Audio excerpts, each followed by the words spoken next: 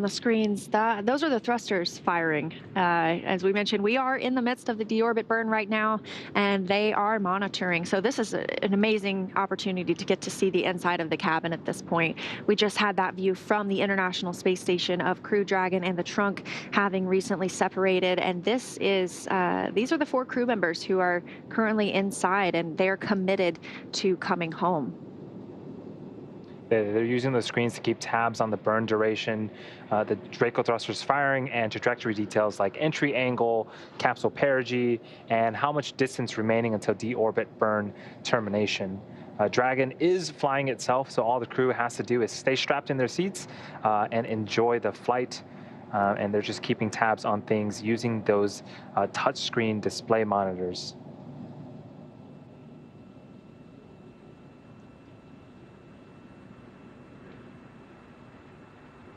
So it's been about 2 minutes since the burn began. We are in the entry, descent, and landing phase of the mission.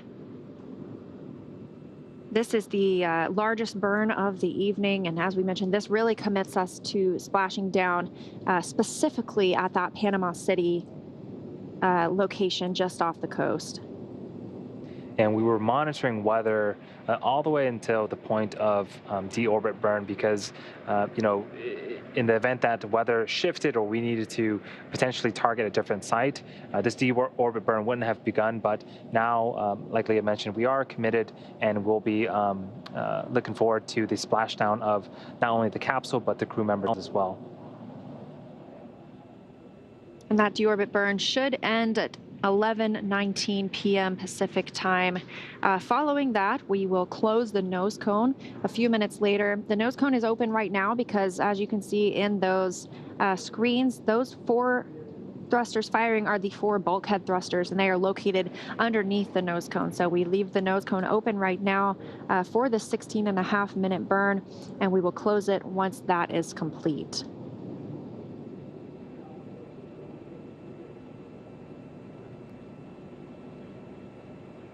3.5 minutes into the burn, continuing to monitor the data and continuing to get these great views from inside the cabin. We won't keep these views for the entire return home. As we mentioned, once Crew Dragon really begins its entry into the Earth's atmosphere, we anticipate a loss of signal for about 7 minutes, where we won't be able to receive telemetry or data or video or audio from the Crew Dragon vehicle. However, Crew Dragon is entirely autonomous, flying itself, knows exactly what it needs and where it needs to go. And so hopefully at that point, the astronauts are just monitoring as well. And the reason for that comms blackout is because plasma builds up on the outside of the capsule due to the speed at which the vehicle is re-entering the Earth's atmosphere and building up that heat to around 3,500 degrees Fahrenheit outside the capsule. So a very, very cool view right now. On the left, you've got from the International Space Station, Crew Dragon and its trunk.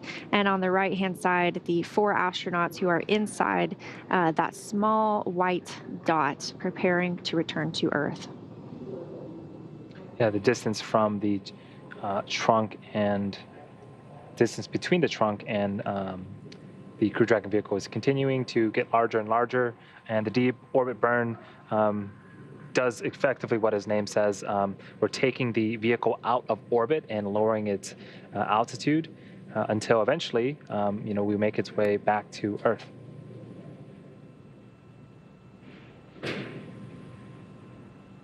We're now 5 minutes into the deorbit burn, about 11 minutes left. Crew still monitoring, and teams here in Mission Control Hawthorne still monitoring as well.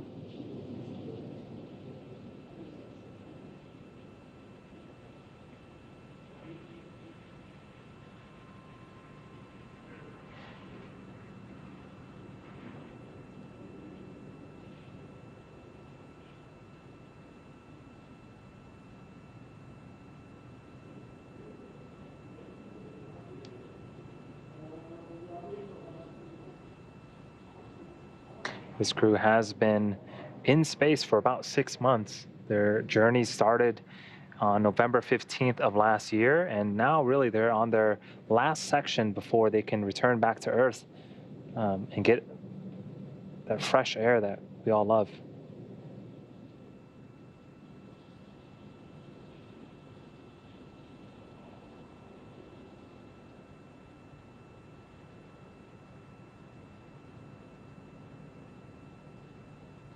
Now that the deorbit burn has started, we really are less than an hour away from splashing down.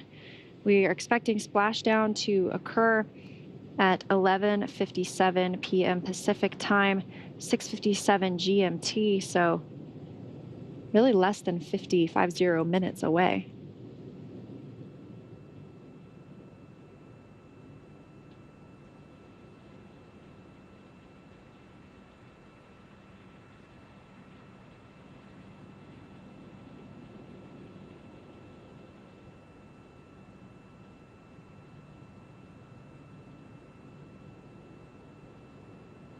As we mentioned here on the Earth side of things, everyone is in place on the Go Navigator vessel that needs to be there when the crew arrives. 2 fast boats will approach the vehicle and ensure there are no toxic vapors from those hypergolic fumes that may be present after splashing down. They will also begin rigging the vehicle and prepare it to be hoisted into the nest on Go Navigator.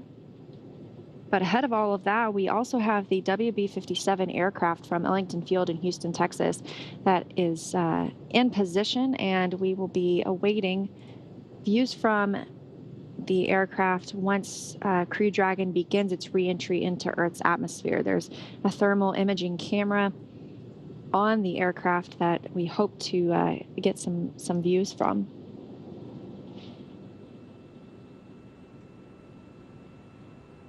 And at the bottom of those touchscreen displays, you'll notice some buttons, really important functions like shoot deploy or cutting the main chutes. These have dedicated buttons for them. Otherwise, the team can, use a number of views to monitor the mission as they're doing right now.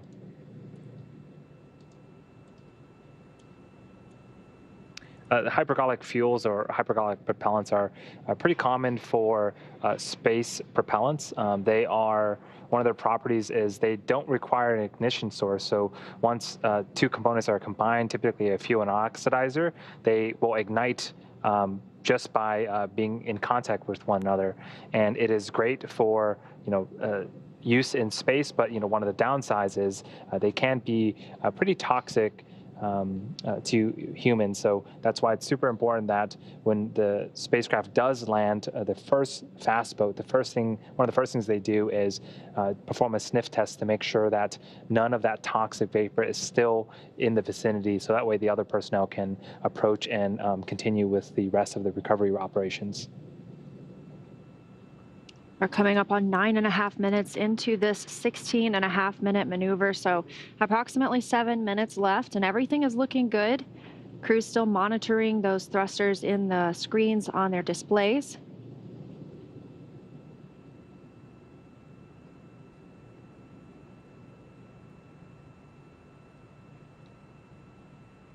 And this is the final burn of the day. Crew Dragon, as we said, is now committed to splashing down off the coast of Panama City, Florida tonight.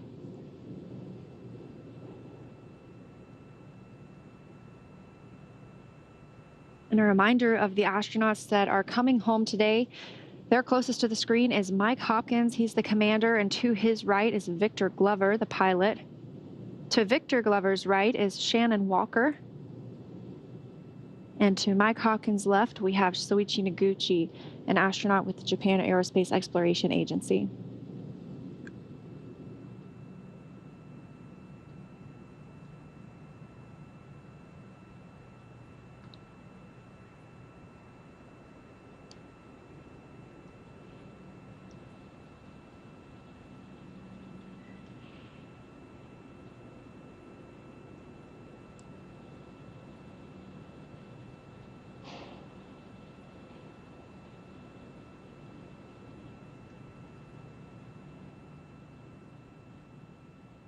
So closest to your screen is Crew Dragon Commander Mike Hopkins. A little bit about him. He was born in Lebanon, Missouri, but grew up outside of Richland, Missouri. He was selected as an astronaut by NASA in 2009. Hopkins is a colonel in the United States Air Force and holds degrees in aerospace engineering. He also flew on the Russian Soyuz as a member of the Expedition 37 and 38 crew, logging at the time 166 days in space. He performed 2 spacewalks, totaling almost 13 hours to change out a degraded pump module on the space station. He also has military experience, including testing the C-17 and C-130 aircraft. And those 2 spacewalks were from his previous mission. He added to those while he was on the International Space Station during this flight, added a couple more actually. And the deorbit burn, we are just about 4.5 minutes away from that being complete. Things are still looking good. And as a reminder, this is a braking maneuver. So Crew Dragon is firing those thrusters into the same direction that it was traveling. This should slow Crew Dragon down enough to drop it out of orbit.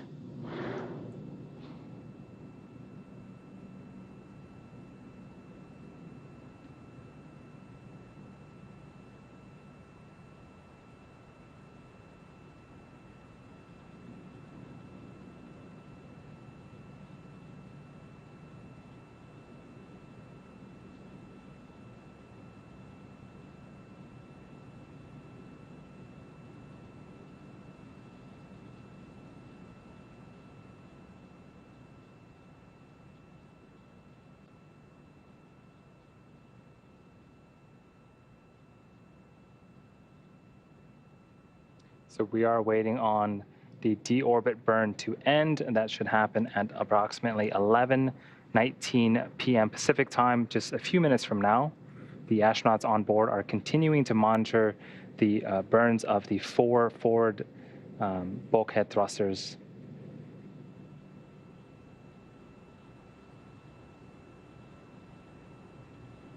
Things have really picked up in the last 15 minutes or so. The crew, we had claw separation from the trunk and the capsule itself. The claw connecting those thermal control, or the thermal and avionics and data and telemetry information between the crew capsule and the trunk. And we had trunk jettison and some amazing shots there for a moment from the International Space Station of both the trunk and Crew Dragon flying separately of one another. And now we are in this deorbit burn, now 14 minutes in, meaning we only have about 2.5 minutes left. And this deorbit burn, committing them to coming home to Panama City, or off the coast of Panama City, Florida. And we are looking at splashdown at about 11:57 p.m. Pacific time. So 40 minutes from now, we will have these Crew 1 astronauts back on planet Earth. And since that claw separation and jettison of the trunk, the Dragon spacecraft is running on internal battery power. So everything that you see on screen is powered by batteries on the capsule itself, and it's no longer drawing power from the trunk. And as you can see, the astronauts still have their visors up on their suits. That is fine for right now, and they will need to lower those visors once it comes time for the re-entry of the capsule into the atmosphere. So this deorbit burn is not the re-entry itself. We don't have those extreme temperatures building up on the outside of the vehicle right now. That's why we still have telemetry and communications with the spacecraft. But once we begin that re-entry, they will close their visors. We're still tracking this deorbit burn, getting reports that the flight path angle is valid. Everything looking nominal for this burn. And we should have about 1 minute left.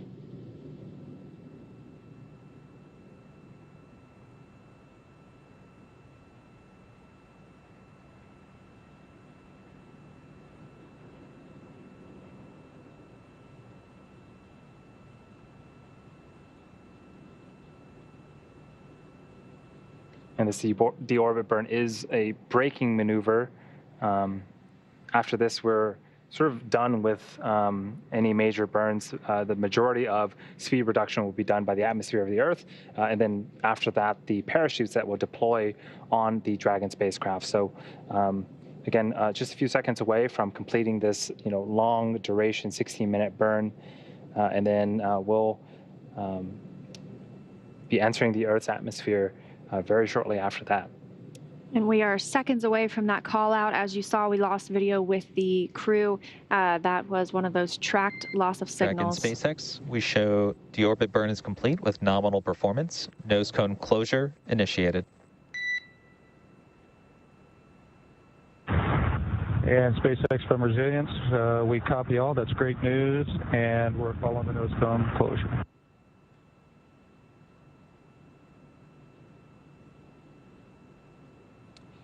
And that is great news. The deorbit burn completed successfully, and now we're moving on to nose cone closure. In the background right now, Dragon is currently inhibiting those forward bulkhead thrusters that we just used to complete the deorbit burn, ensuring it's safe to latch the nose cone shut for re-entry.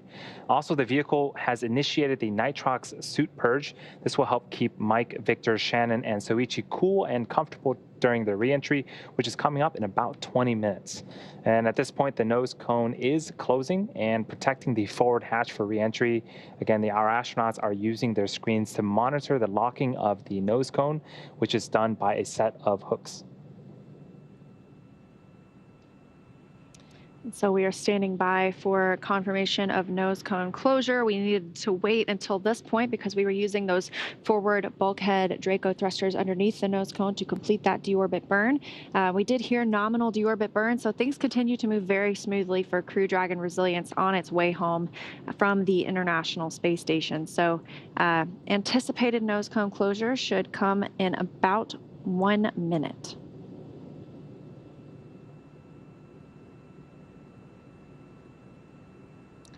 So this view here is mission control in Hawthorne in California. Have a whole team of folks supporting the astronauts' return. We are expecting a planned communication blackout period at 11:43 p.m. Pacific time. Again, that is when we have a ton of plasma buildup at the bottom of the capsule. It's going to start to interfere with some of the communications, but that is planned and should last for about 7.5 minutes at that time.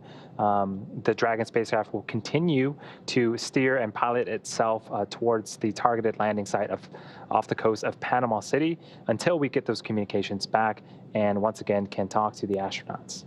And we just heard a call that nose cone closure is about 50% complete. So that continues, and we are tracking for that to be complete momentarily. That nose cone protects the forward hatch that the astronauts use to ingress or enter and egress or exit the International Space Station. And so it's important that we are able to protect that area for potential future reuse of this capsule.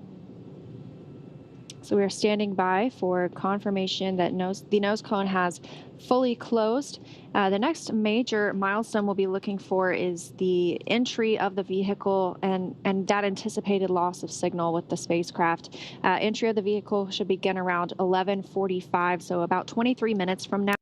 And we will be tracking the vehicle its entire way back, even though we don't necessarily have telemetry with it.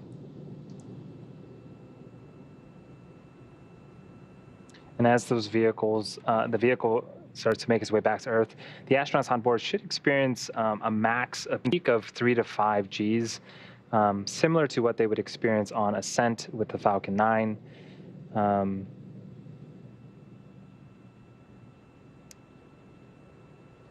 then the drogue chutes will deploy, and the main chutes will also deploy after that.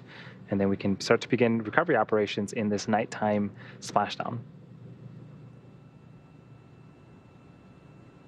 We are standing by for information about the nose cone closure.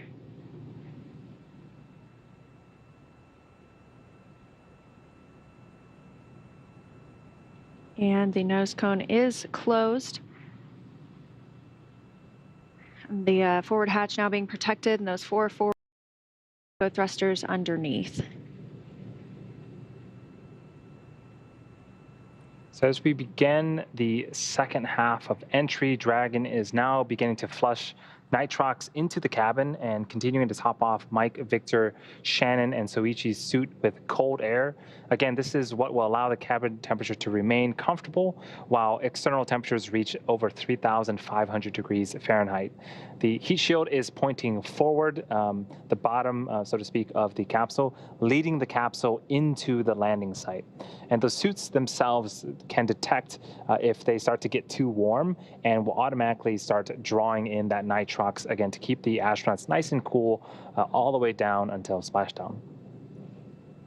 So we have some time until that next major milestone, as we discussed. With the nose cone closed, we'll be looking for that loss of signal. That could come as early as 11:43 with our re-entry into Earth's atmosphere at about 11:45, so 20 minutes from now. Mike, Victor, Shannon, and Soichi, as we've noticed, they are monitoring the actions throughout this this procedure, and they should be able to continue to do so throughout the splashdown of Crew Dragon. They shouldn't have to take any action. Dragon is a fully autonomous vehicle, and so it can fly itself. The crew can step in if necessary and command some movements of the vehicle and some other actions, but things have moved very smoothly throughout the day so far, so we are looking at an on-time splashdown at 11:57 p.m. GM, or 11:57 p.m. Pacific time off the coast of Panama City, Florida, and hopefully along the way the astronauts will simply be able to monitor. And we did get a weather report just a few minutes ago, and weather continues to look great, excellent, if I may say. Wind speeds are very low, and the height of the waves are also very low. There's no rain in the area, so really ideal conditions for splashdown and recovery of the crew. Once they splash down, there are a couple of boats that will step in to make sure that the area is safe. They'll collect the chutes, and then there is a larger recovery vessel, the same vessel that sort of took the picture of the dolphin earlier, that will come up and scoop Dragon out of the water, hoist it using a crane on the back of the boat onto the deck, and then we have a couple of checkout procedures to get through before we open up the hatch, and medical staff can start to attend and evaluate how the before they, eventually get into a helicopter and start to make their way back towards land. And as we've mentioned, we were initially looking at returning these astronauts on the Wednesday, the 28th, having them undock from the International Space Station. And then we looked at Friday, April 30th, so just yesterday, and we were really waiting on perfect weather conditions, which is what we're seeing tonight. And so just a little bit more about exactly what that means and what those parameters are like for us when we're considering splashdown locations. We want the wind to be no greater than 10.5 knots, which is about 17.7 feet per second. And the latest report that we have, the wind is around 2 knots, so very much within that range. We'll need no lightning within, or no less than 10 miles away, or no more. Dragon SpaceX, we show nose cone secure for entry. And SpaceX from Resilience, we see the same.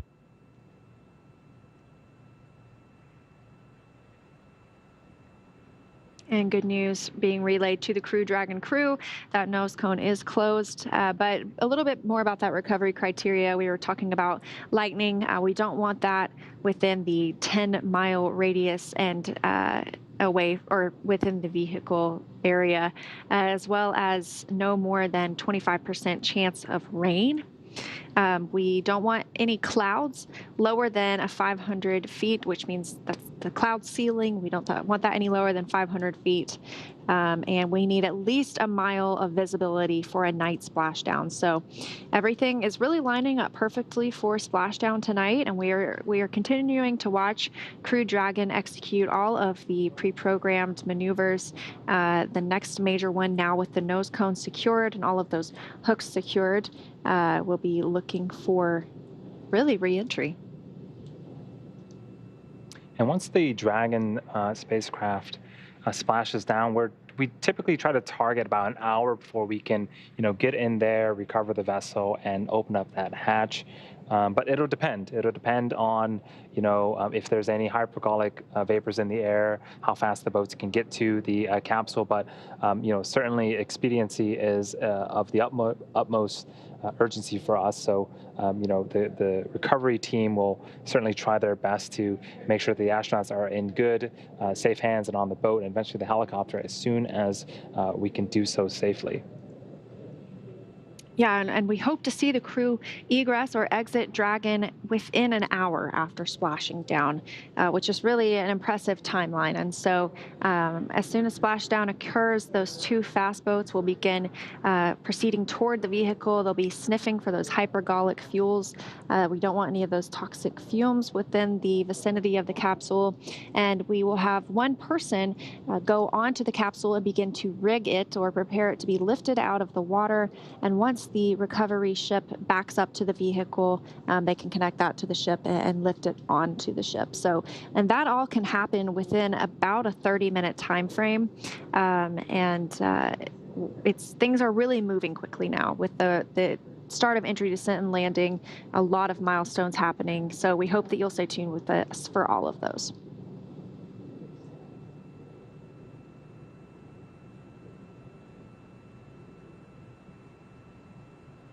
So the Dragon spacecraft itself is, now that it's completed its deorbit burn, its altitude is starting to decrease and decrease and decrease, where eventually it'll start to meet the Earth's atmosphere.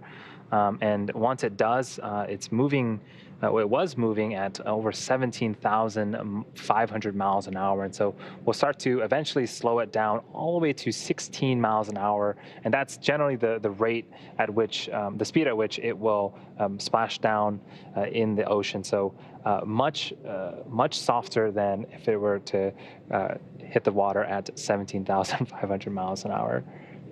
Now, if you look closely in this picture, that is still Crew Dragon, that view from the International Space Station. As we mentioned, Crew Dragon has just completed its deorbit burn, but that doesn't mean that it's out of space yet. So Crew Dragon is still in a microgravity environment and continues to slow and drop into Earth's atmosphere.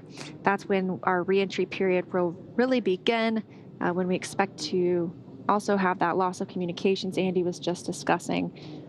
But right now, still very exciting to be able to have this view from the International Space Station of Crew Dragon, which just departed, that command being sent 6 hours ago for those hooks to open on the nose cone, and those two short bursts to separate it from the International Space Station. So a lot can happen in 6 hours, as we've seen, and a lot can also happen in 30 minutes, because in that amount of time, Crew Dragon will be back on Earth. And those sort of quick movements, that is not Crew Dragon. There it is. That is not Crew Dragon moving in space. That is the camera repositioning itself. So Crew Dragon right now is really on a controlled sort of slow descent back towards Earth. But it is quite cool that the International Space Station can still and has been tracking Crew Dragon all the way since it separated earlier on today.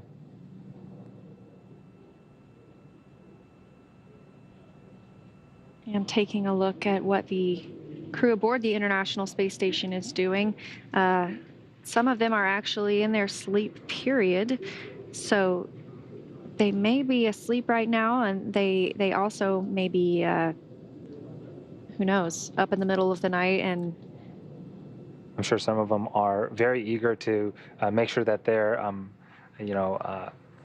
Dragon SpaceX for entry brief.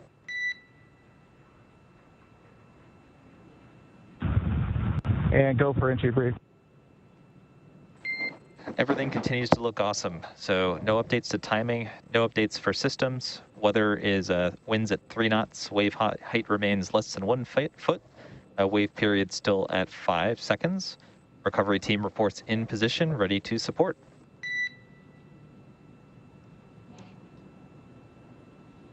Okay, no changes to timeline. Everything is looking good.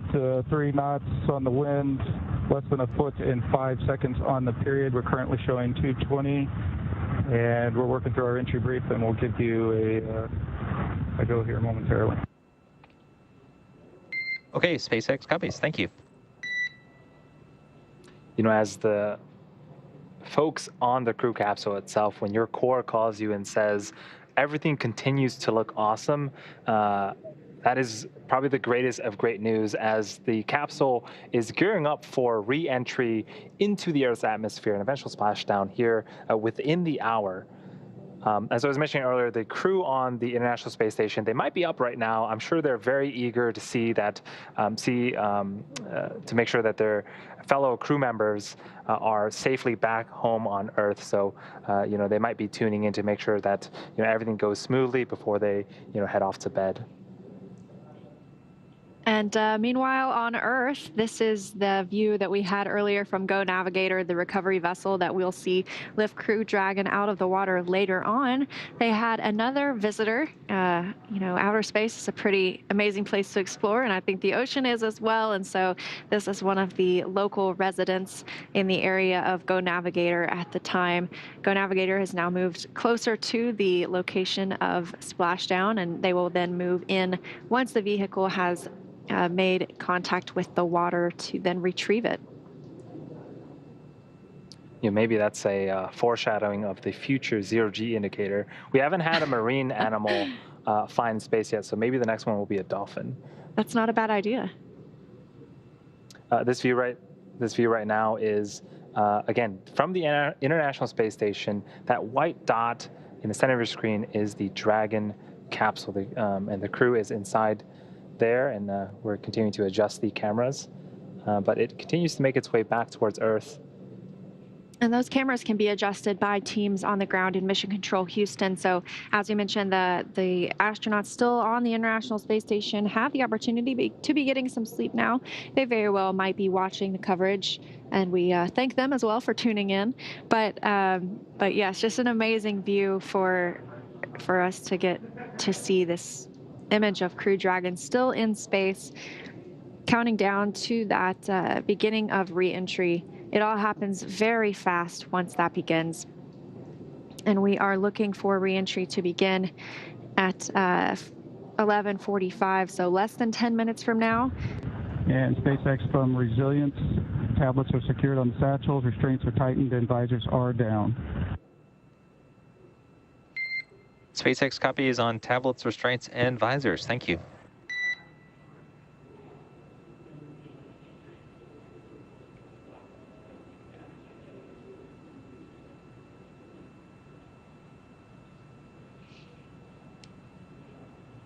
The crew reporting to the core here that they are in the proper configuration for their deorbit, their re-entry essentially. So their visors on their suits are now down and locked in place. We saw them earlier during that deorbit burn. The visors were still up and they needed to be closed prior to the re-entry. And so it sounds like everything is properly secured and stowed for that re-entry into Earth's atmosphere. As we mentioned, we can expect the astronauts to feel about anywhere between 3 and 5 Gs upon their re-entry. All right, we are under 20 minutes away from splashdown. Here's the rundown again of what to expect here in the next 20 minutes. At 11:43 p.m. Pacific time, we're going to enter that communications blackout period that will last for approximately 7.5 minutes. At 11:45 p.m., entry will begin. That is where the capsule will enter the Earth's atmosphere. 11:52 p.m., the drogue chutes will deploy. Then less than a minute after that, the main chutes will deploy, slowing the Dragon spacecraft down to 16 miles an hour. And then at 11:57 p.m. Pacific time, we have splashdown of the Crew 1 Resilience capsule. Dragon SpaceX, we show 5 minutes until predicted comm blackout. We will see you on the other side at 0650.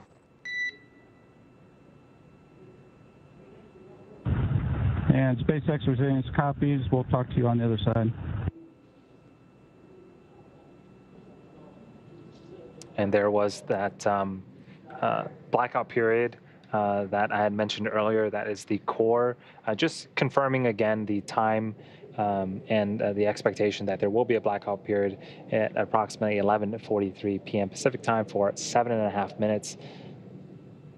Again, the Dragon vehicle is autonomous and really steering itself at this point. So even though communications can't be sent back and forth between Dragon and ground, the vehicle is really doing its own thing and making sure that it reaches the targeted landing site as intended.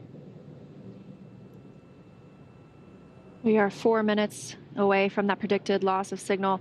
And this is something that occurs whenever we bring home crewed spacecraft, whether it be a Crew Dragon or a Soyuz spacecraft. Their re-entry into the Earth's atmosphere looks very similar. They both have a deorbit burn, and they both slow down significantly upon re-entry into Earth's atmosphere.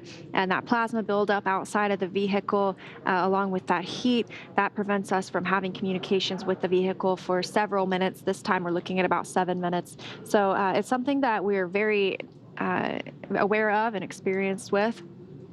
And something else we are just learning is Crew Dragon is about 140 kilometers in altitude. So we continue to track its journey back to Earth. We are now, what it looks like, 3 minutes away from that anticipated LOS.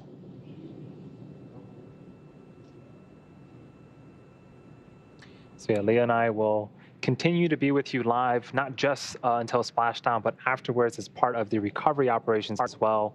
We'll want to make sure that the team is picked up out of the water and safe and sound on the Go Navigator boat before we sign off. So we still got a bit of time here, but we do have quite a bit of events coming up in the next hour and a half until the crew is safely back on Earth. And speaking of recovery, that leads into a Launch America question that we have. Do any medical checkups happen after the return of Crew 1 back on Earth? Yes, that's actually the first thing that happens once Crew 1 returns and is hoisted onto the ship. The first person inside the hatch will be a medical doctor that speaks with the crew and allows them to let them know how they're feeling ahead of egress or being taken out of the vehicle. And as soon as that happens, they'll be moved in for some further medical checks ahead of being flown back on a helicopter to shore in Florida. So that'll be the first thing that happens. Safety of our crew and their health is our priority. Yeah, and part of landing selection slides, one of the criteria is we have to be close to medical facilities. So everything is really planned around the safety of the astronauts and make sure that they come back, nice and healthy, because they've had such rigorous sort of time up in space, being in microgravity and now returning back to Earth and having to deal with the gravity down here. And so, like Leah mentioned, medical staff will be one of the first people that speak to the astronauts as soon as they land here on Earth. We just heard that Dragon is in entry attitude, exactly where they need to be.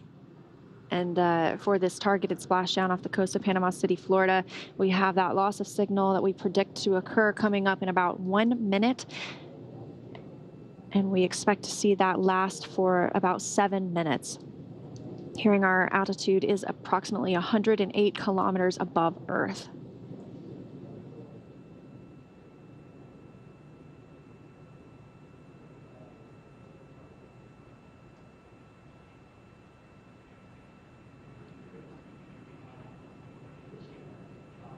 And as a reminder, our 4 crew members, Mike Hopkins, Victor Glover, Shannon Walker, and Suichi Noguchi, all on board Crew Dragon, returning home today.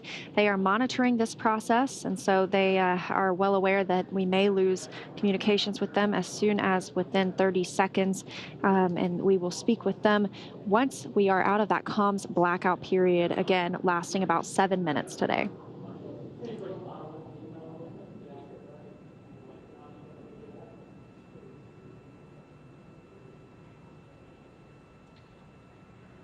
We're standing by for that LOS under 100 kilometers in altitude. And shortly after we begin that communications blackout period, 11:45 p.m. Pacific time, that is when the spacecraft will enter the Earth's atmosphere and begin, sort of its final descent back to a splashdown.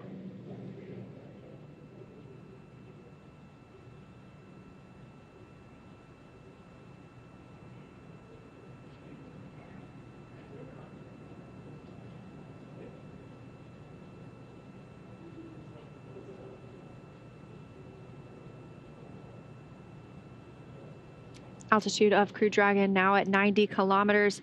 And this view on the right-hand side of your screen in Mission Control Hawthorne here in California, teams monitoring the vehicle. And during this loss of signal point, this communications blackout, they won't be able to get telemetry on the vehicle, but Crew Dragon is totally autonomous.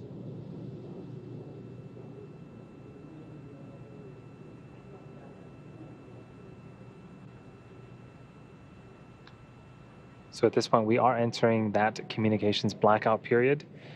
This will last approximately 7.5 minutes due to plasma formation around the spacecraft. During this time, no vehicle telemetry is received by Mission Control or the recovery team, and no external commanding of the vehicle or voice communication is possible. And just as a reminder, Dragon is designed to fly itself and continues to autonomously use Draco thrusters to orient itself during re-entry.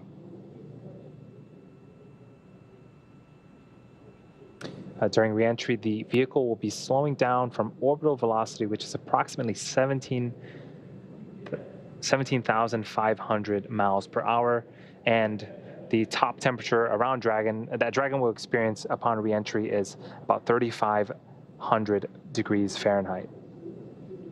And of course, inside the capsule will not get near that hot. We expect the temperature to raise to about 85 degrees. And the astronauts have cool air inside the vehicle as well as inside their suits. And so we have just entered the time of entry interface. So Dragon is now experiencing the Earth's atmosphere for the first time in almost 6 months.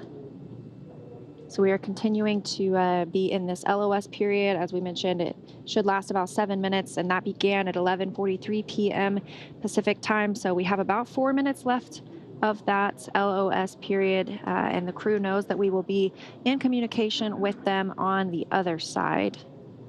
And this has got to be the period where if you followed Bob and Doug's re-entry, they had described Dragon as sort of coming back to life when it re-enters the atmosphere. So again, those temperatures are caused by friction. So you know, the spacecraft itself is moving at such a high rate of speed that it's hitting all these air particles, and so it's got to be you know, the vibration levels and the sound has got to be sort of elevated at this point as it continues to go through the Earth's atmosphere.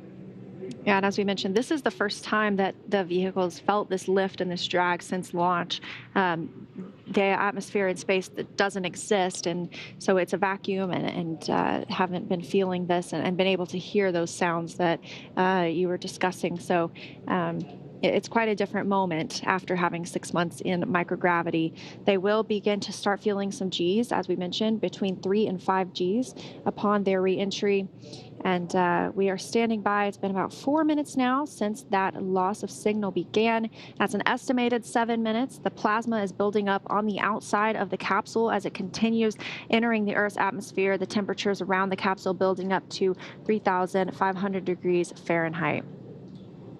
And this view from our WB-57 aircraft with its thermal imaging cameras, we will be looking for the Crew Dragon to come into view, and there you can see it in the entry of Earth's atmosphere. Crew Dragon continuing its journey home. So there's a material on the bottom of the capsule. PICA 3.0 stands for phenolic impregnated carbon ablator. That is the material that is really shielding the capsule from all of that extreme temperature. And so the capsule itself goes in sort of bottom first, and that lightweight material, and that is just a fantastic shot. That is the Dragon re-entering the Earth's atmosphere as it leaves that trail behind.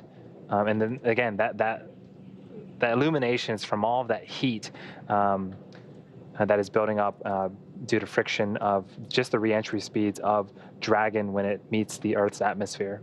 And that view coming from the boat, Go Navigator, Crew Dragon continuing, as you said, to enter Earth's atmosphere. So having these two views right now, with it being a nighttime splashdown, pretty exciting that we're getting two good views upon reentry into Earth's atmosphere. So again, a lot of things are happening pretty rapidly here. In about 3 minutes, the first set of parachutes will deploy. They are drogue chutes. They are conical in nature, and their job is to stabilize and begin sort of the initial deceleration of the vehicle, followed very shortly after by the main parachutes. There are 4 of them. Dragon, SpaceX, ComCheck.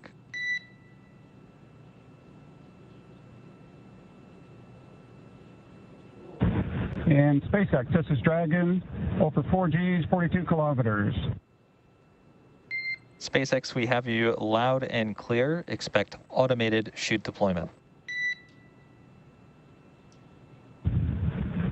And Resilience copies. We are at 40 kilometers, 4.34 on the Gs.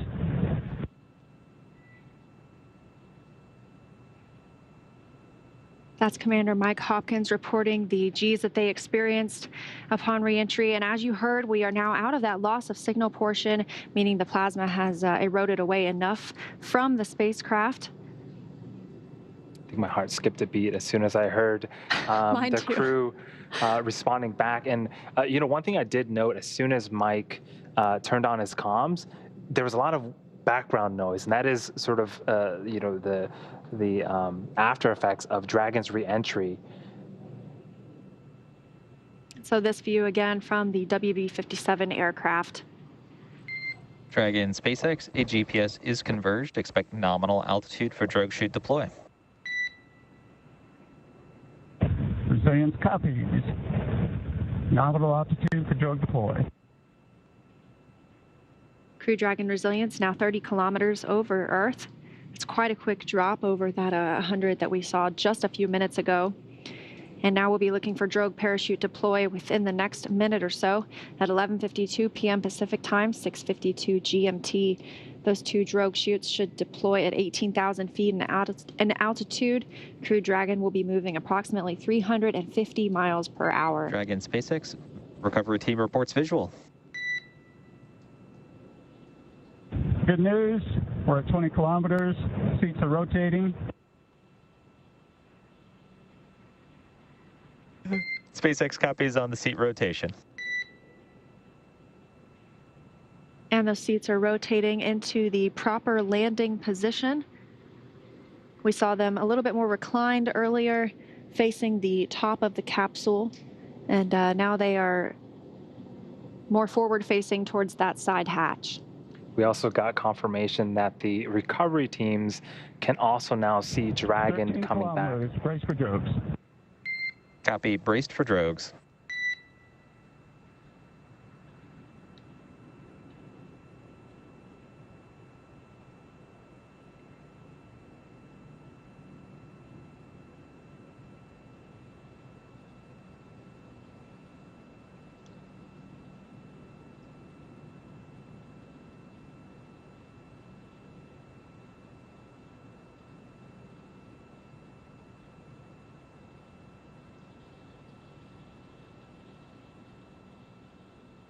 So we are waiting for confirmation that the drogue chutes have deployed. We are expecting them to deploy any minute now.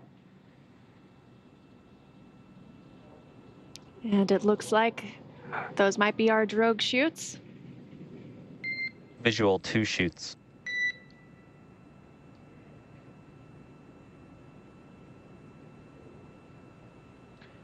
SpaceX from Resilience, we show good drogues. SpaceX copies and concurs nominal descent right on 2 drogues. Continuing to hear good news after good news. 2 drogue chutes have deployed. Everything looks nominal, and we're slowing the Dragon vehicle down. We are expecting the 4 main chutes to deploy within the next minute.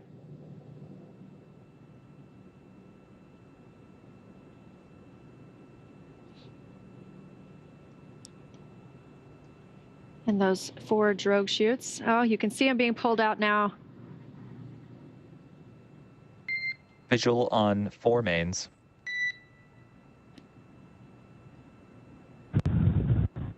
And Resilience copies, and we see a nominal descent rate. SpaceX copies and concurs nominal descent rate. And this view coming from the WB-57, very clear image of those 4 main parachutes, slowing the vehicle down to what will be about 16 miles per hour prior to splashdown just off the coast of Panama City, Florida. If it were daylight, we would have an image of those 4 beautiful parachutes being orange and white. And still getting these incredible views, even though we are in a nighttime splashdown. So we are waiting for visuals of splashdown. The Dragon 1 program had great success with water landing, with 20 successful splashdowns over the course of that program, 9 of which were carried out by flight-proven Dragon spacecrafts. In space side, you broken, but we show you just under 800 meters. Still good descent rate. Just under 800 meters from the Earth. That's about half of a mile. And we are tracking splashdown. And 600 meters, and we're showing 10 meters per second on the descent rate, a little higher than nominal. SpaceX copies. And what a view we have here. Even though it's nighttime, we have some great visuals of Dragon there with its 4 main chutes deployed, slowly coming back to Earth. Splashdown is scheduled for just a few minutes from now. 400 meters. Now just a quarter a mile away from splashdown. And that splashdown time scheduled for 11:57 p.m. Pacific time.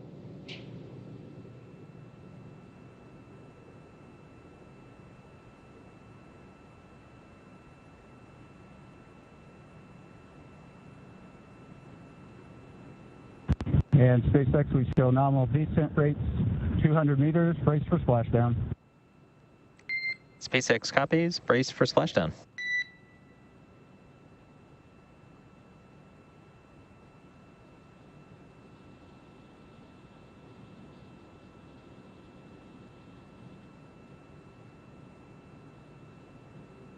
Seconds away from splashdown, everything nominal aboard Crew Dragon Resilience returning to Earth. And there are the boats starting to chase after Dragon to begin their recovery operations as soon as Dragon lands.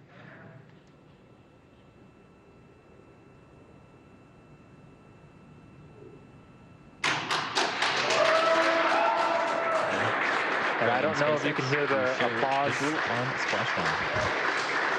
But we have visual confirmation of the Crew 1 Resilience capsule. From Resilience. That is excellent news. We are splashed down. The pyros have fired. We're water. SpaceX copies and concurs. We do see mains cut as well.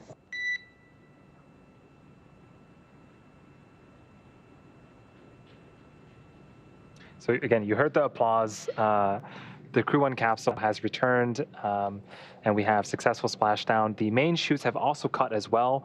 The fast boats are now making their way towards the capsule to begin the recovery operations. Again, that first boat is going to start to inspect the capsule and make sure that there isn't any residual toxic fumes in the air. Dragon, on behalf of NASA and the SpaceX teams, we welcome you back to planet Earth, and thanks for flying SpaceX. For those of you enrolled in our frequent flyer program, you have earned 68 million miles on this voyage.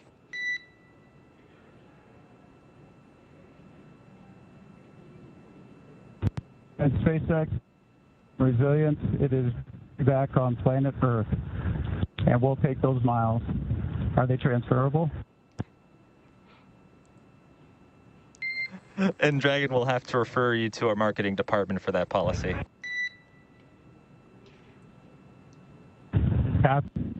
And we are in 1. That's 3.1 of 4.800.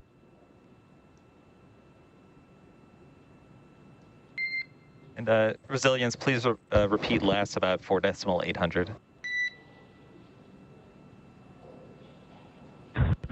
Okay, we are at 3, and we show stable 1. SpaceX copies stable 1. Good news. So a bit of levity from the crew and the core about the transferable mileage. And that splashdown coming at 11:56 p.m. Pacific time, 6:56 GMT. We're hearing reports that the capsule is in stable 1 position, meaning it is upright. As we heard, those 4 main parachutes were cut, and those 2 fast boats will soon approach the vehicle. They will be able to, as we mentioned, sniff for those hypergol fuels, as well as attach buoys to the parachutes and make sure they are recovered. The teams have been ready and waiting about 3 nautical miles away, so it's going to take them around 20 minutes to make their way to Mike, Victor, Shannon, and Suichi inside Crew Dragon. And while the teams move in, we are continuing to watch this scene unfold and this view coming from Go Navigator, the recovery vessel on which we will see Dragon hoisted later.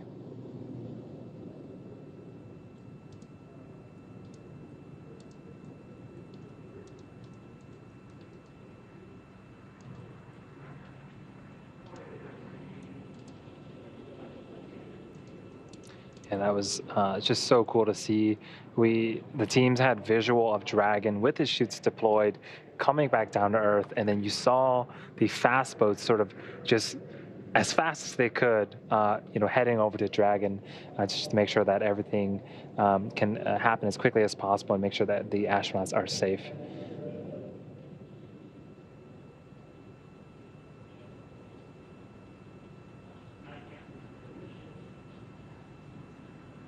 And good news, the recovery vehicle has a go to approach the spacecraft. Dragon SpaceX, we are go for recovery personnel to approach. Expect personnel alongside in about 1 minute.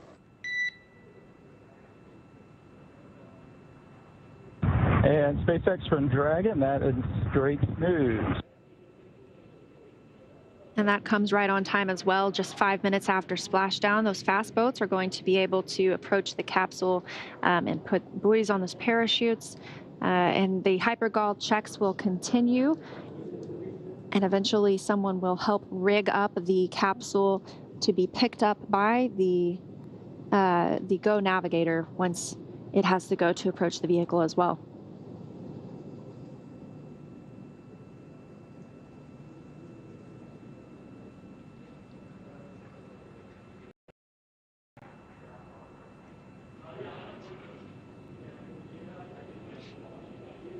And all of this action coming after undocking from the International Space Station at 5:35 p.m. Pacific time today, just 6.5 hours from them to board the Crew Dragon, or to depart on Crew Dragon and splash down back on Earth after almost 6 months in space.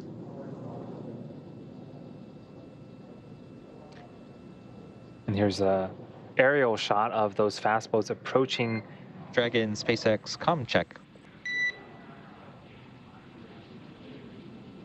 And SpaceX from Resilience, we're still reading you loud and clear. Loud and clear as well. We just completed a minor comm configuration. Thanks. You bet. And we see some lights outside. Looks like some people are getting close. Affirmative. Quite the welcome home party.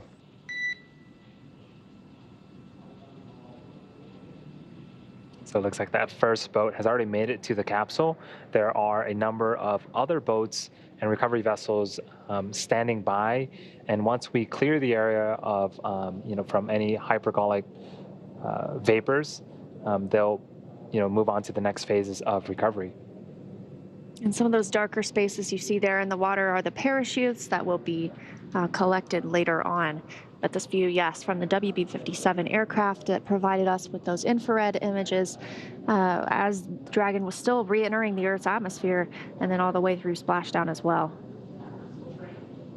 So you can see that second boat approaching those parachutes to attach some buoys.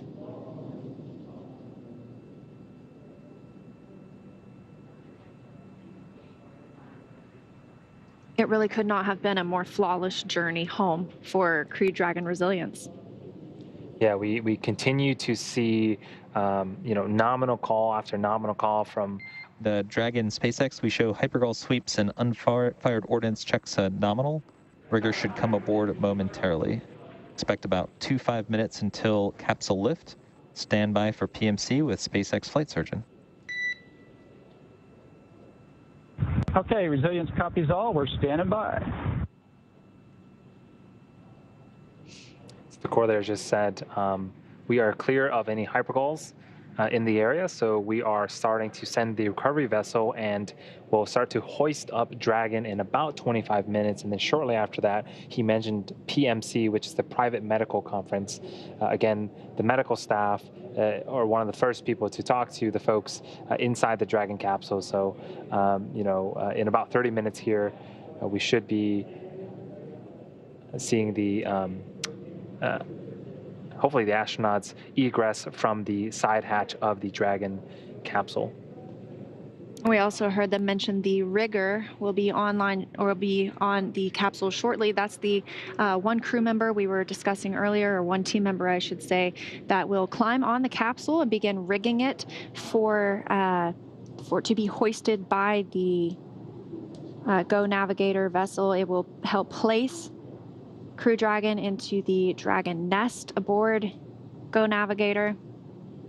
Everything's still moving on timeline with this recovery tonight. The first splashdown of a NASA and SpaceX crew capsule, and the first splashdown for NASA since 1968 with the return of the Apollo 8 astronauts. And one thing to note, you can see the sheen of the ocean with those lights there, and the sea itself. That could have been mistaken for a beach, but we are in the middle of the ocean, and the seas are just as calm as they can be. Again, weather was something we were tracking, and we waved off splashdown a couple times this past week, but today's conditions seemed absolutely serene. There it is for landing and recovery operations. So it's just a great thing to see that they don't have to combat any type of inclement weather while they're already doing such important work here in the Gulf of Mexico.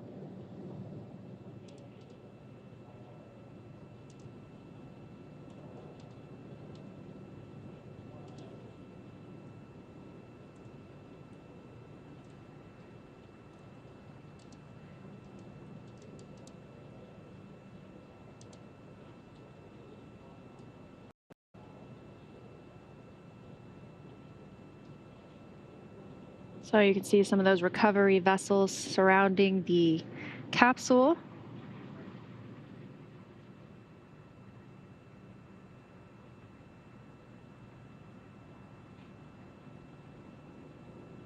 And the crew members on board still just monitoring the status of the recovery. And as Andy mentioned, will participate in a private medical conference to report back on how they are feeling. And once they are brought on board, they'll have an opportunity to be checked out by medical personnel as well.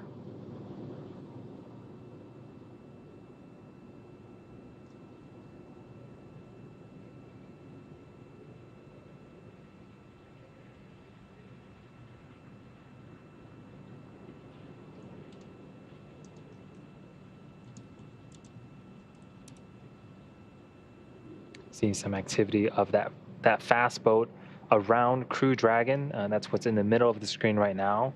There is a much larger recovery vessel nearby that will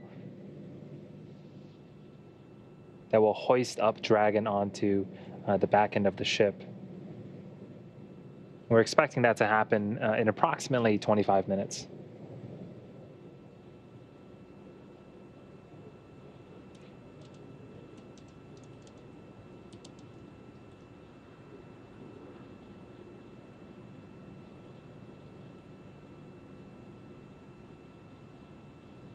And I can't tell exactly, but we may already have that person on Crew Dragon beginning to rig it in preparation for when Go Navigator can approach and it be attached to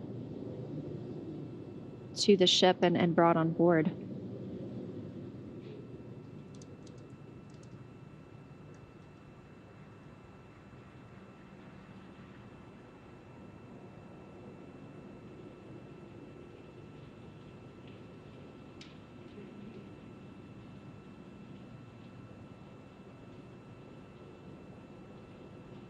So this was the primary site that we landed on off the coast of Panama City in Florida. We did have an alternate site off the coast of Tampa. There was an equivalent amount of personnel and hardware and ships ready to perform the same type of recovery operations in the event that Dragon had to choose that site over the primary one. But things continuing to go smooth. And we did get a report that the crew is feeling well inside the capsule, just what we wanted to hear. Of course, they will still have that private medical conference and they will still receive medical checkouts once they arrive on Go Navigator. But amazing preliminary news that the crew reports that they are feeling well. And that's quite a feat in itself, to be feeling well after 6 months in microgravity and to return to gravity. So great news all around tonight with the return of Crew Dragon Resilience.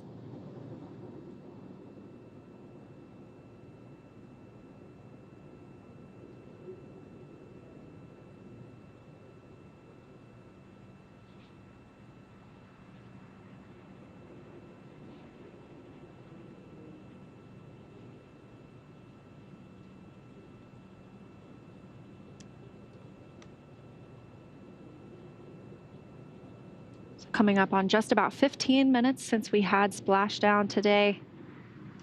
This evening, that splashdown coming at 11:56 p.m. Pacific time, 6:56 GMT. And now you can, a little more clearly on the right-hand side of the capsule, see the person who is preparing it for their to be picked up by Go Navigator with that rigging system. And that's right on time as well. And so this is the Resilience capsule. It flew for the first time in November of last year. And when it flew, it was pristine and white. And now we've got a little bit of toastiness on its side. And some people have described the re-entered capsule as a sort of a toasted marshmallow. And again, that is just from all the heat on re-entry. It is continuing to stay buoyant in the Gulf of Mexico. The Dragon vehicle itself is designed to be waterproof. And in the event that there is a breach, we do have some abilities to pump water into some bladders in the capsule to make sure that it stays buoyant for as long as possible. But everything continues to go well. We are now seeing a even better view of the rigger on top of the Dragon capsule, preparing it for hoisting later on in a few minutes here. And that's a great picture. You can see just how calm the sea really is. That is the Gulf of Mexico. Yeah. It's pretty amazing that it's that truly glassy, as we heard described earlier.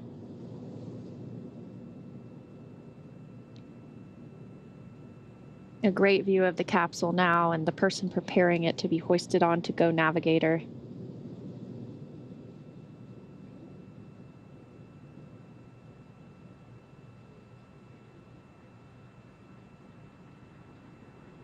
And as a reminder, we're going to remain live with you throughout this coverage up until the crew has been extracted from the vehicle.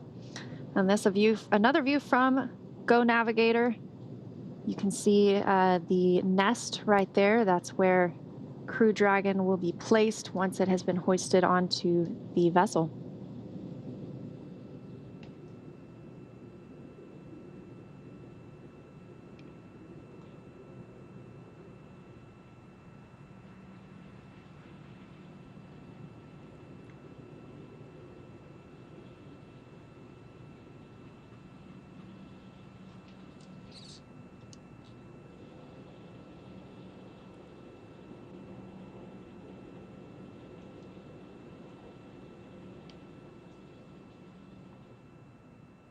And we have some people stepping in on the nest, and you can just see sort of the scale of that nest and really the boat. The Dragon capsule is, you know, throughout today we've seen it from a distance. Resilience SpaceX recovery is proceeding nominally at this time. The recovery vessel is backing up towards the spacecraft and proceeding nominally.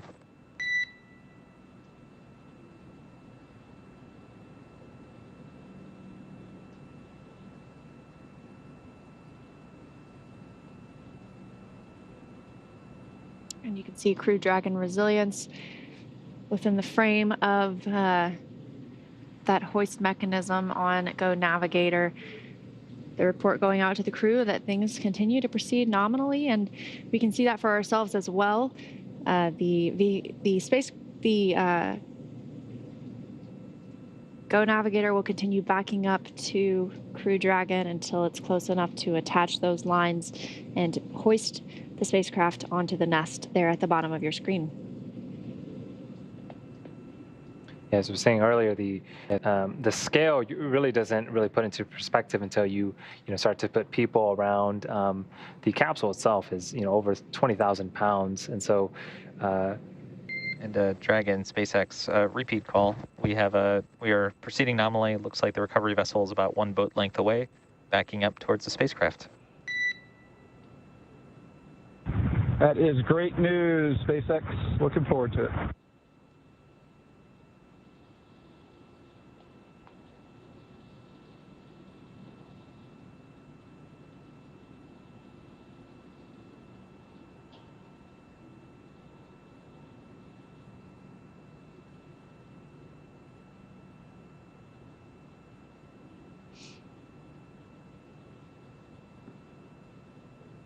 Continuing to proceed nominally, Go Navigator is backing up towards the Resilience capsule as the team of recovery personnel continue to get Dragon on top of the nest there that you see on screen. And once Crew Dragon is lifted onto the nest, it will shortly afterward be pulled toward the egress platform, or the platform that allows them to exit. That platform is built up towards near the that forward hatch, and it should allow them to more easily exit the vehicle.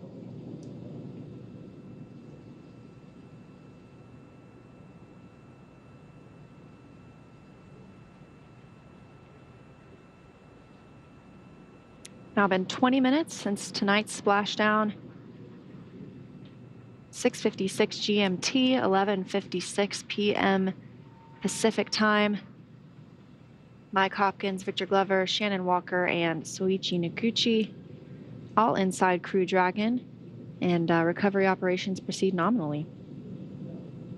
So we are now waiting excitedly for the recovery of our Dragon spacecraft with NASA astronauts Mike Hopkins, Victor Glover, Shannon Walker, and JAXA astronaut Soichi Noguchi inside. Dragon has already autonomously completed several steps to safe itself following splashdown. For those of you just joining us, the mission has gone smoothly so far. Dragon successfully splashed down in the Gulf of Mexico off the coast of Panama City, Florida at approximately 11:56 a.m. or p.m. Pacific time. Approximately. Dragon SpaceX rigging is complete. Approximately 5 minutes until capsule lift. Resilience copies, 5 minutes to lift.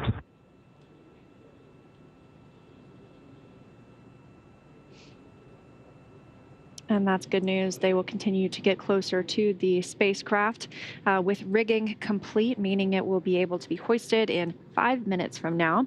But approximately 6.5 hours ago, Dragon autonomously undocked from the International Space Station, completed a series of departure burns, jettisoned its trunk section, and performed its final burn, the deorbit burn, to place itself on a trajectory toward the Gulf of Mexico. Dragon successfully re-entered the Earth's atmosphere, followed by deployment of its parachutes to slow the spacecraft down to a gentle splashdown at just about 16 miles per hour. And we're now following the final part of Mike, Victor, Shannon, and Soichi's journey as Dragon is lifted out of the water and placed on the recovery boat. Upon detection of landing, Dragon automatically releases the main parachutes to prevent wind from pulling the spacecraft. Dragon then automatically safes any pyrotechnics still present on the vehicle and may automatically perform additional minor system reconfigurations. The astronauts do remain seated and in their suits at this point, but the onboard air conditioning keeps temperatures in check inside of the spacecraft, and the communication systems on board remain powered so the crew can continue to communicate with ground.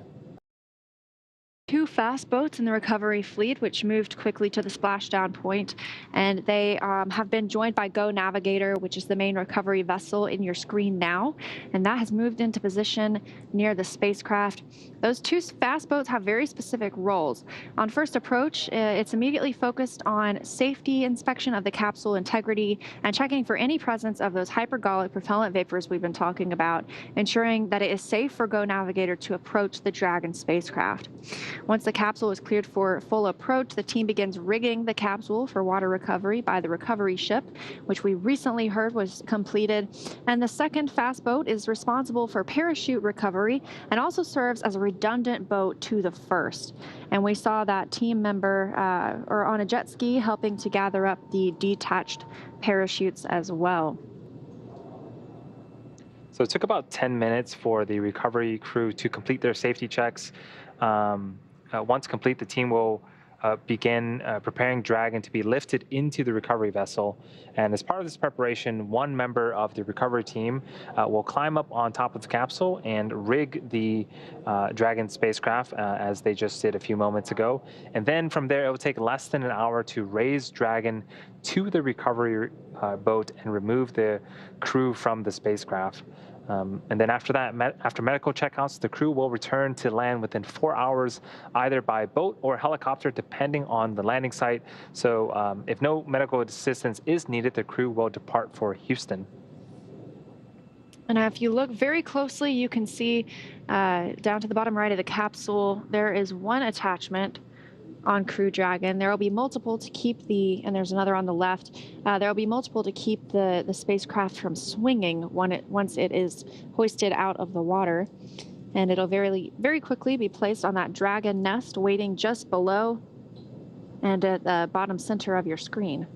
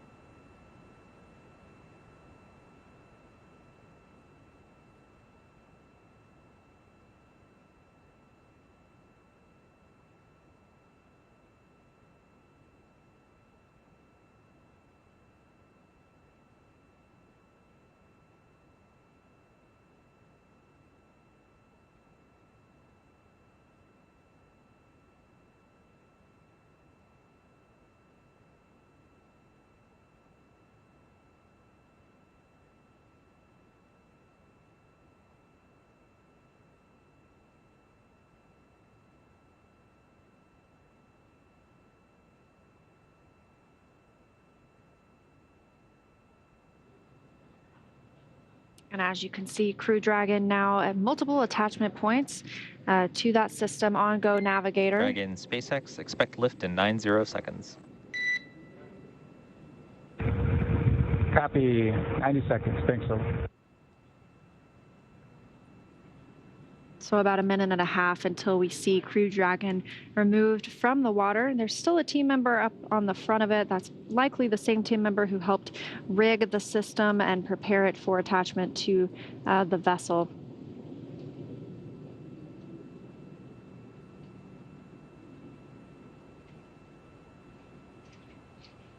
And as we mentioned earlier, this splashdown, a new record, breaking the old record for the longest crewed capsule in orbit from America, previously held by the final Skylab crew at 84 days, 1 hour and 15 minutes. And this crew returning with 168 days in space and doubling that previous record.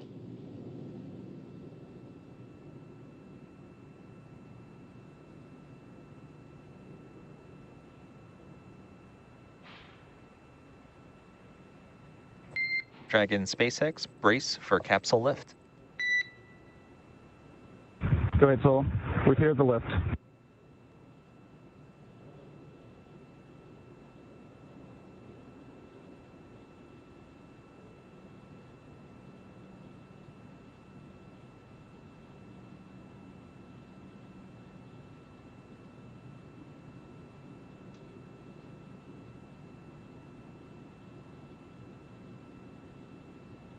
Crew Dragon Resilience now out of the water and being prepared to be placed on that Dragon nest in the center of your screen at the bottom.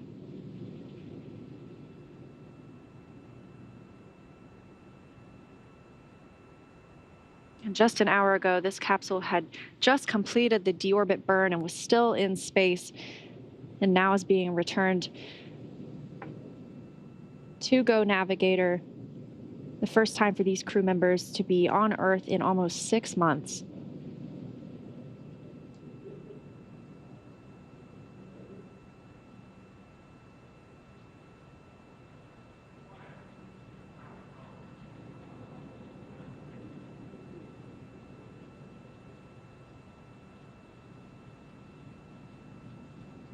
Pretty much on the center of the screen, you can see the side hatch of the Dragon capsule.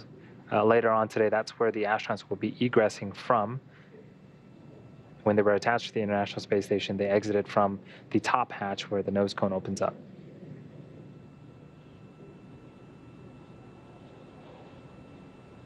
And those two holes, essentially, that you see up toward the top of the nose cone above the Resilience, welcome aboard the recovery vessel. Recovery personnel are completing final checks. Stand by for translation of the egress platform in a couple minutes. Resilience copies. those two holes aboard the Crew Dragon above the hatch and close to the nose cone, those are where the drogue parachutes were stored in that upper bulkhead. And there's near a deployable panel, so they're deployed by 2 drogue mortars, which are pyrotechnics fired to deploy the chutes.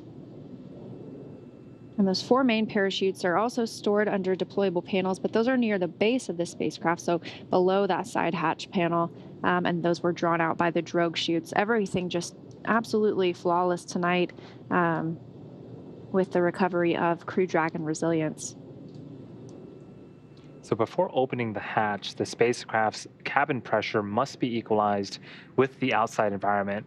So once the hatch is open, that will be Mike, Victor, Shannon, and Soichi's first breath of fresh air since boarding Falcon 9 at the start of their mission back in November of last year. And the next visual we are looking for is for Dragon to be pulled toward the egress platform on the Dragon nest. So they will move toward the platform that is up toward the side hatch. That'll allow for easier extraction, removal of the crew members.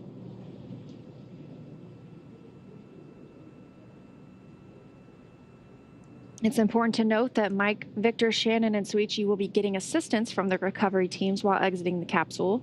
And this is the same process for any returning long-duration crew members, as returning to a gravity environment can essentially wreak havoc with our vestibular system, which is responsible for maintaining our balance and motion.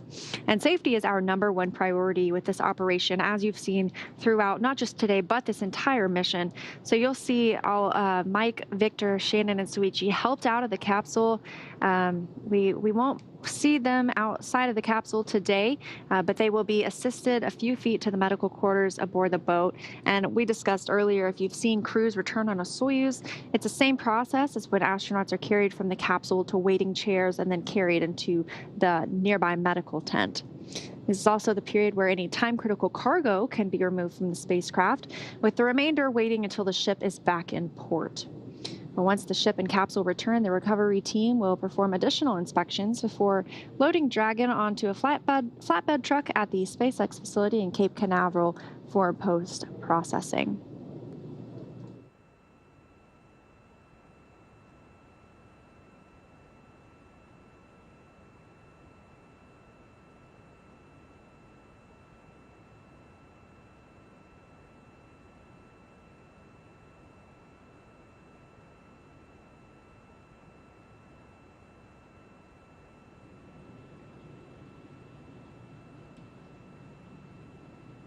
So the crew just secured Dragon onto the recovery vessel, and now it's moving towards the platform where eventually the hatch will open up.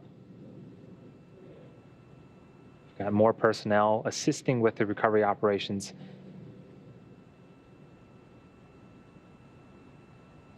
And that platform coming right below the side hatch, making it much easier for teams to help the crew egress or exit the vehicle. And this is the first time that this side hatch will be opened since launch day, November 15th.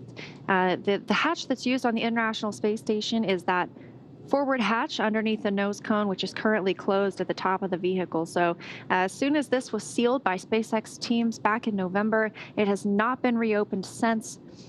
And we see teams still preparing the capsule for that hatch opening.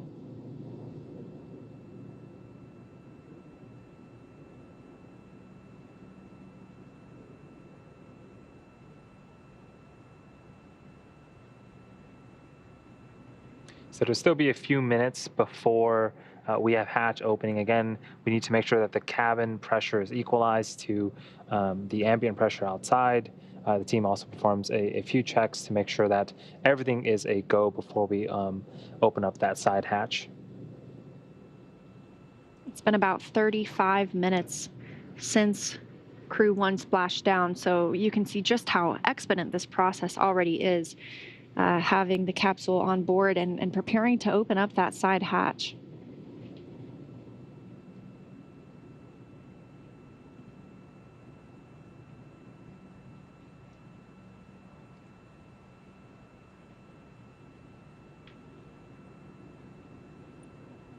And all of the parachutes, both the drogues and the main chutes, have been located, and those will be recovered.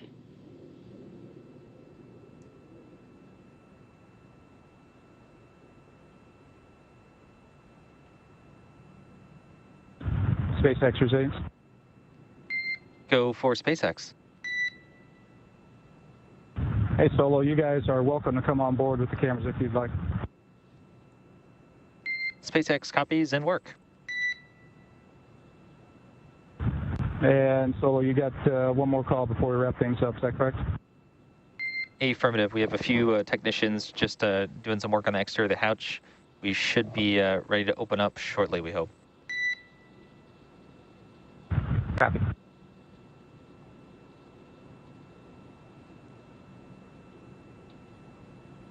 Now the crew members will not ride this boat all the way back to shore.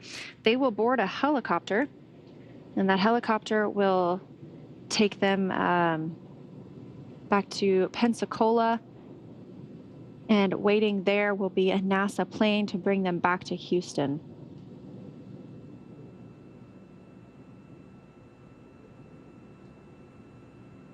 Yeah, it's quite surreal that about 7 hours ago, this capsule was traveling at over... And Dragon, stand by for side hatch opening and egress. Okay, Solo, we are standing by. Hey, and while I'm thinking about it, Solo, for SpaceX and the NASA teams, on behalf of Crew 1 and our families, we just want to say thank you. We want to say thank you for this amazing vehicle resilience. We said it before the mission, and I'm going to say it again here afterwards. It's amazing what can be accomplished when people come together. So finally, I'd just like to say, quite frankly, you all are changing the world. Congratulations. It's great to be back.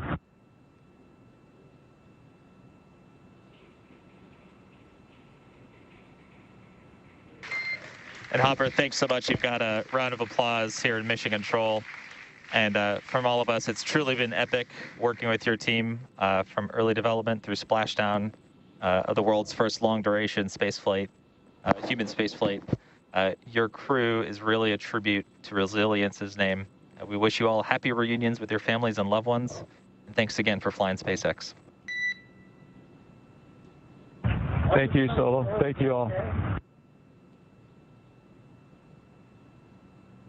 So we had some kind words exchanged from the Corps and Mike Hopkins, the commander.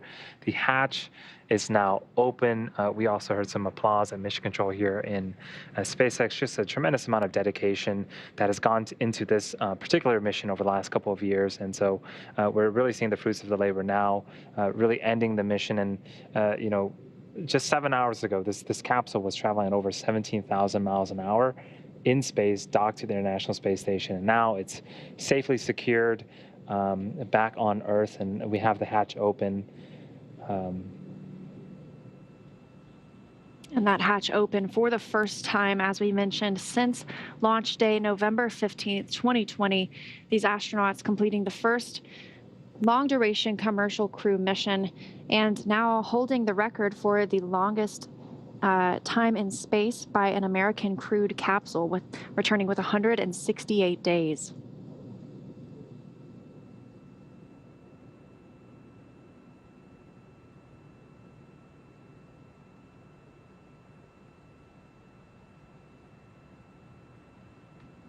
And with that side hatch being open, as we discussed, the first people to speak with Mike, Victor, Shannon, and Soichi are the medical team. And as we heard earlier, the crew did report that they were feeling well, but still important to get checked out after spending 6 months in space.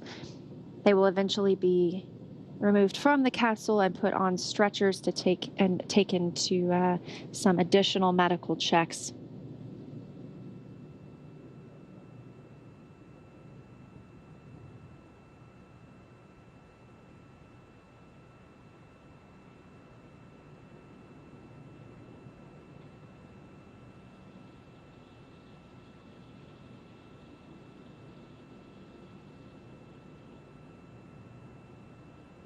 We're coming up on 40 minutes since splashdown. That capsule splashing down at 6:56 GMT, 11:56 PM Pacific time. Returning Crew 1 aboard Crew Dragon Resilience. That side hatch now open. Crew members speaking with medical personnel and preparing for egress.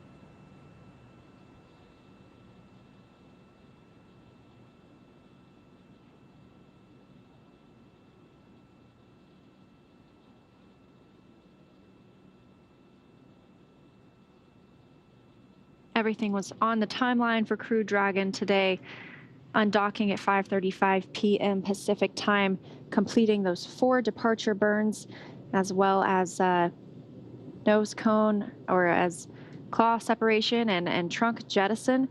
We had some amazing views from the International Space Station along the way.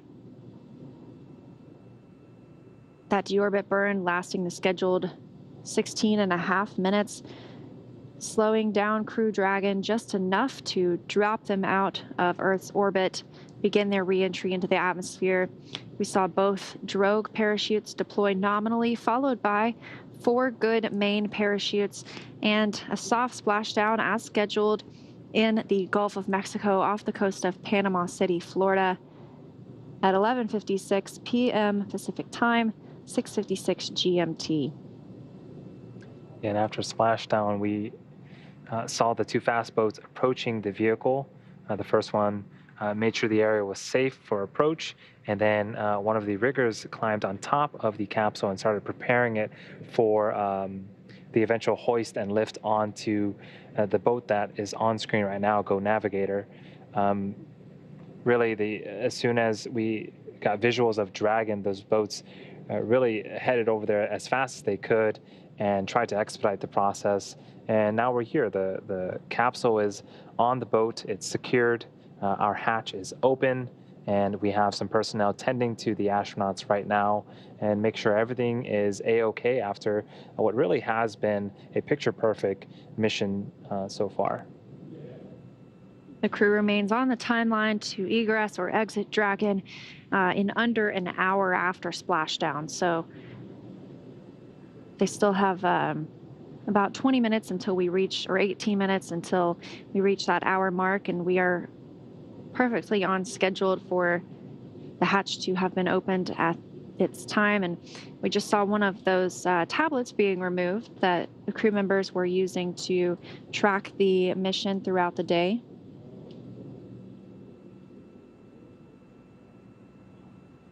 just as it takes a little while to get crew members strapped in properly from, well, preparing for launch. We see the same thing whenever they come home. We want to make sure that everything is done in an orderly fashion and safely for our 4 astronauts.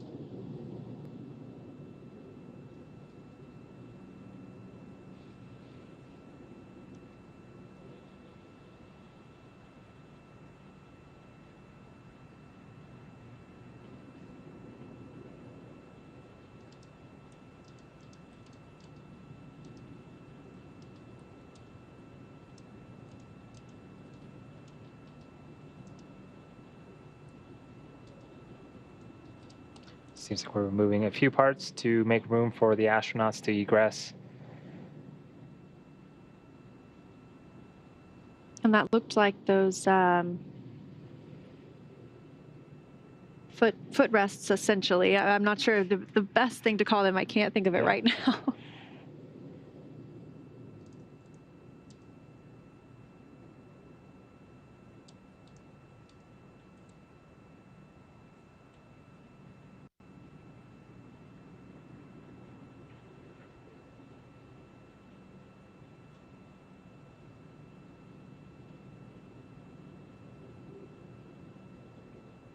You can see those 2 windows on either side of the hatch. That's what gave the astronauts a view. Earlier, they said they had a great view of the International Space Station. And even upon launch day, they gave us some views as they were heading to the space station. So those are their 2 windows that they've been able to look out during their journey aboard this spacecraft.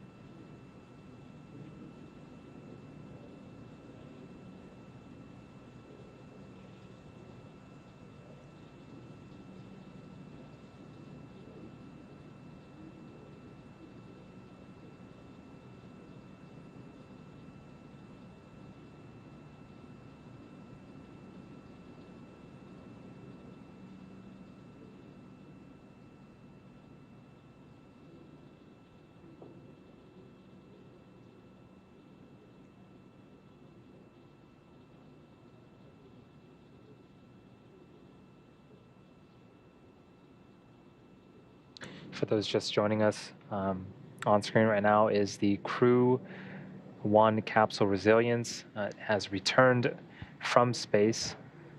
We are on sort of the back end of the recovery vessel, Go Navigator, and here is, I think that's Mike Hopkins, the commander. He seems very excited. Feeling pretty good after 6 months in space. This is just excellent to see the astronauts coming out of the Dragon vehicle. So we're just off the coast of Panama City, Florida, and the hatch has been opened. There was some materials that were removed. It looks like the seat rests were removed, or the footrests were removed. And now we just saw the commander, Mike Hopkins, exit the vehicle, do a little bit of a dance.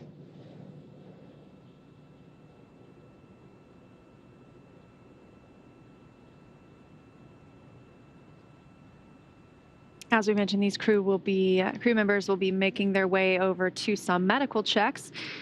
Standard procedure for us when we have crew members returning from long-duration spaceflight, or any spaceflight really, when we are having crew members return on a Soyuz spacecraft in Kazakhstan. There is a medical tent nearby, and we carry those crew members from the spacecraft to the medical tent for their checkouts. So even though the crew has reported they're feeling good, and it certainly looked like Mike Hopkins was feeling good, they will still get those standard medical checks before boarding a helicopter later this evening to take them back to shore.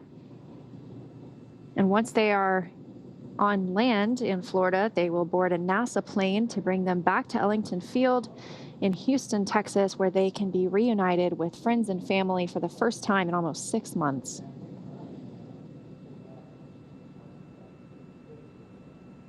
Yeah, in the bottom left of your screen, there is a stretcher there. Again, that is standard. Returning back to Earth after such a long duration in microgravity has, it can do things to your body. So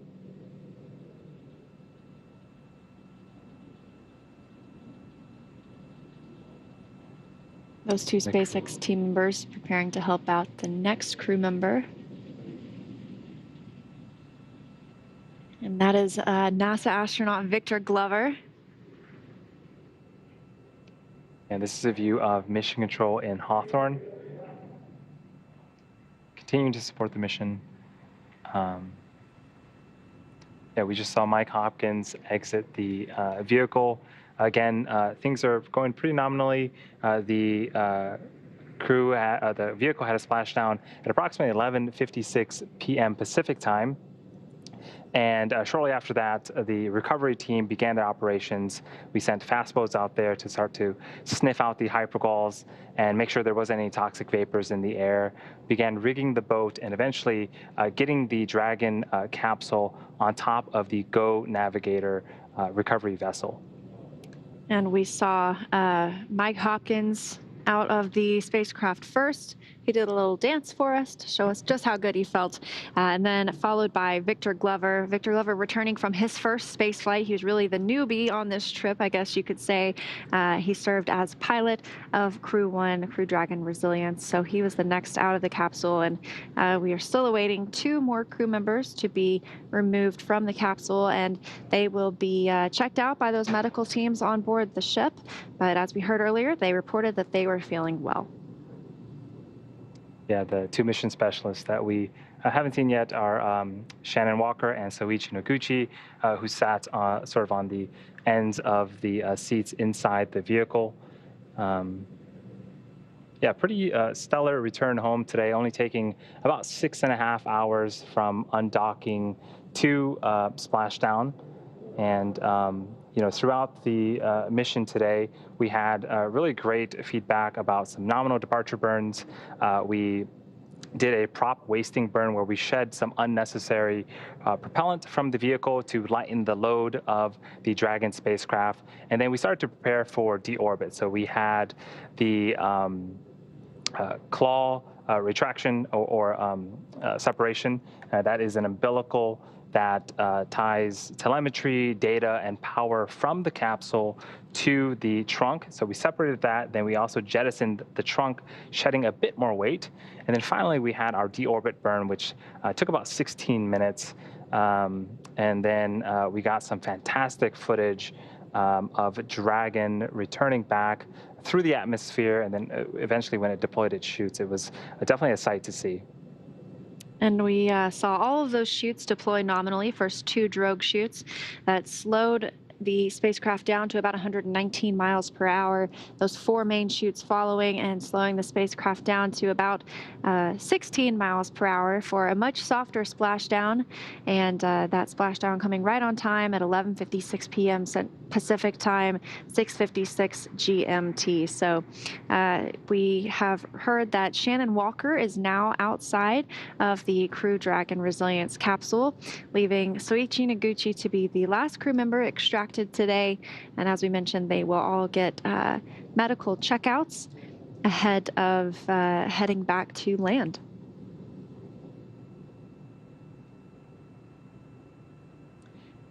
Yeah, so quite a speedy operations to, get the capsule back onto the boat and open up the hatch. So again, Mike, Victor, and Shannon have exited the vehicle, and we are waiting on Soichi, confirmation that Soichi is also going to exit. And again, they are, going to be checked out to make sure everything's okay, and then eventually make their way back towards Houston, where hopefully they can reunite with their families soon. And we expect them to be back in Houston by the early hours of tomorrow morning, hopefully. Let's see here. They should return to Houston.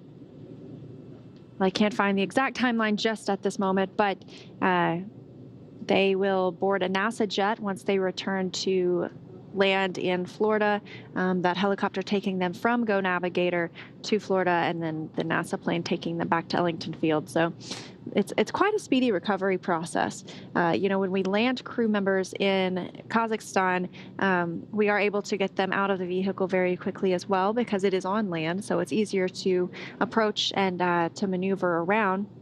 They get medical checks as well, and then they board a NASA plane or the NASA astronauts, I should say, board a NASA plane and return to Houston. But that flight time is just so much longer simply because it's on the other side of the world. So quite different for these astronauts to be reunited with their families just very shortly after landing. Yeah, and one thing that certainly helped the speedy recovery options today was the weather. We got good news that wind speed was super low, and the waves themselves were also very, very small. If you've been following along, the original departure date was supposed to be on the 28th, but we waived that due to weather, and then we also waived the attempt on the 30th. But today, conditions definitely seem ideal, and it definitely paid today as after the capsule had landed. The seas were as calm as I've ever seen them, making the trip for the fast boats to the capsule that much smoother.